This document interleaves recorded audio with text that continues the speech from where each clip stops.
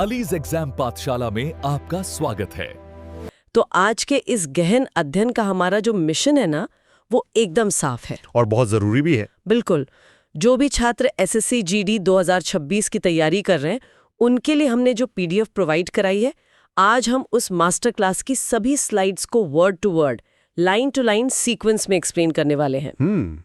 और ये विषय है हिंदी व्याकरण का विशेषण। हाँ, और चर्चा में गहराई तक जाने से पहले एक बहुत ही महत्वपूर्ण अपडेट है जो मैं साझा करना चाह रही थी। स्रोतों के अनुसार परीक्षा की तारीख होली के आसपास, मतलब 24 या 25 मार्च के करीब घोषित हो सकती है। मतलब समय सच में मुट्ठी से फिसल रहा है। एकदम सही। इसलिए हमारा नारा वही है, मेहनत करते रहो।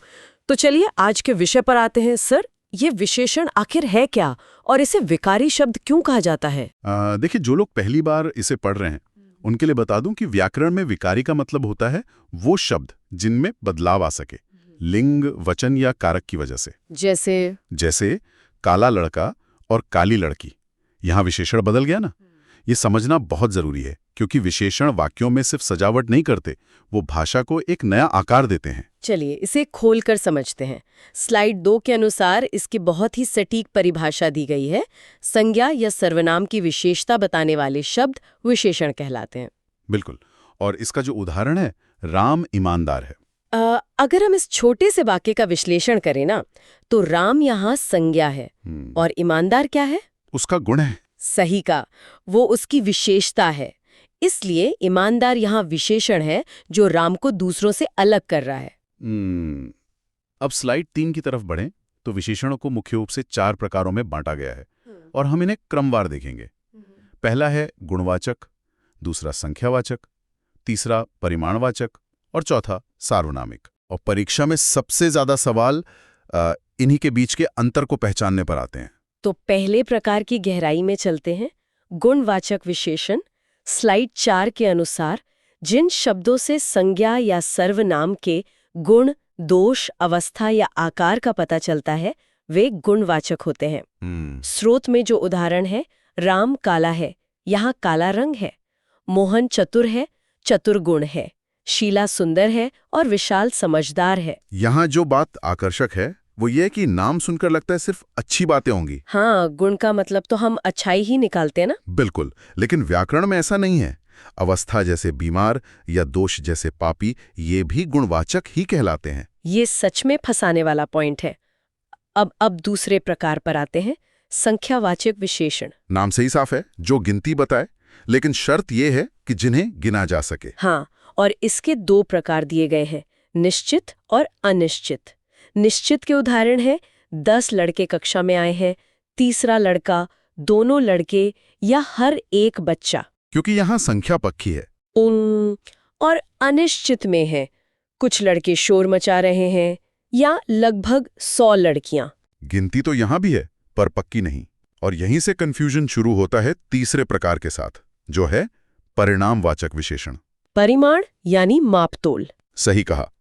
इसमें उन चीजों की बात होती है जिन्हें गिना नहीं जाता, नापा या तौला जाता है। जैसे तरल पदार्थ या अनाज। इसके भी 2 हिस्से हैं। निश्चित परिमाण जैसे 2 मीटर कपड़ा, 1 लीटर तेल या 2 किलो चीनी। और अनिश्चित जैसे कुछ तेल लेते आना या थोड़ा पानी दे दो। यहाँ मुझे एक बहुत ही महत्वपूर्ण नोट पर ध्यान केंद्रित करना है जो स्लाइड में दिया गया है। दर्जन यानी डजन, ये संख्यावाचक है। पर हम तो केले तौलकर, मेरा मतलब है हम तो दर्जन में लेते हैं ना। यही तो कैच है। 1 दर्जन का मतलब 12 होता है, एक निश्चित संख्या। हम उन्हें गिनते हैं, इसलिए ये हमेशा निश्चित संख्यावाचक विशेषण होता है, परिमाणवाचक नहीं। यहाँ बात सच में बहुत दिलचस्प हो जाती है। इतनी छोटी सी बारीकी से एक नंबर कट सकता है। बिल्कुल। अब चौथे प्रकार पर आते हैं, सार्वनामिक विशेषण। स्लाइड में इसका बहुत अच्छा गणित दिया है। सर्वनाम और संज्ञा जब साथ आए, मतलब सर्वनाम जब संज्ञा से ठीक पहले आकर विशेषता बताए, जैसे यह घर मेरा है, यह कलम मेरी है, वो गाड़ी मेरी है। अगर हम इसे एक बड़े परिदृश्य से जोड़े ना, तो यही पर सबसे बड़ा डाउट आता है, सर्वनाम और सार्वनामिक विशेषण में अंतर क्या है? हाँ, स्लाइड 8 में यही समझाया गया है। देखिए, यह कलम मेरी है, यहाँ कलम संज्ञा है और उससे ठीक पहले यह आया है, तो ये विशेषण है। लेकिन अगर मैं कहूं यह मेरी कलम है, तो यहाँ यह के तुरंत बाद मेरी आ गया। एकदम सही, संज्ञा तुरंत बाद नहीं आई। इसलिए इस वाक्य में यह निश्चयवाचक सर्वनाम है, विशेषण नहीं। एक शब्द आगे पीछे होने से पूरा व्याकरण बदल गया। बिल्कुल। अब स्लाइड 10 की बात करते हैं, जहां विशेषण के 3 अंगों और उनके क्रम की बात की गई है। क्रम है विशेष्य, फिर विशेषण और फिर प्रविशेषण। इसे उदाहरण से समझते हैं। राम बहुत अच्छा है। यहाँ किसकी बात हो रही है? राम की, तो वो विशेष्य है। और अच्छा विशेषण है। हाँ, और जो शब्द विशेषण की भी विशेषता बताए वो प्रविशेषण है। यहाँ बहुत शब्द अच्छा की विशेषता बता रहा है। तो बहुत प्रविशेषण हुआ। इसी में एक एमसीक्यू भी था, तीसरा शब्द में कौन सा विशेषण है?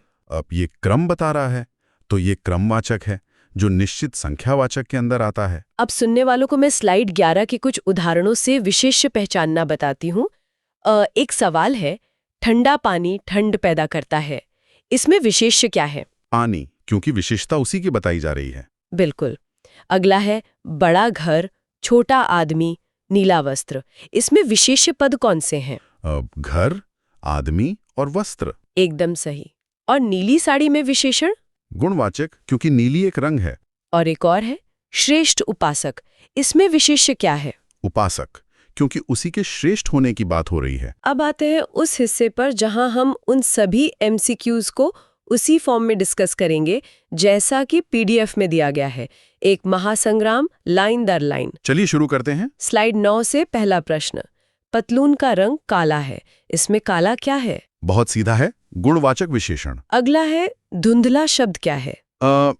ये किसी चीज की अवस्था बता रहा है, इसलिए ये भी गुणवाचक विशेषण ही है। तीसरा प्रश्न, वह नौकर नहीं आया, इसमें वह क्या है? चूंकि वह के तुरंत बाद नौकर जो की संज्ञा है वो आया है, तो ये सार्वनामिक विशेषण है।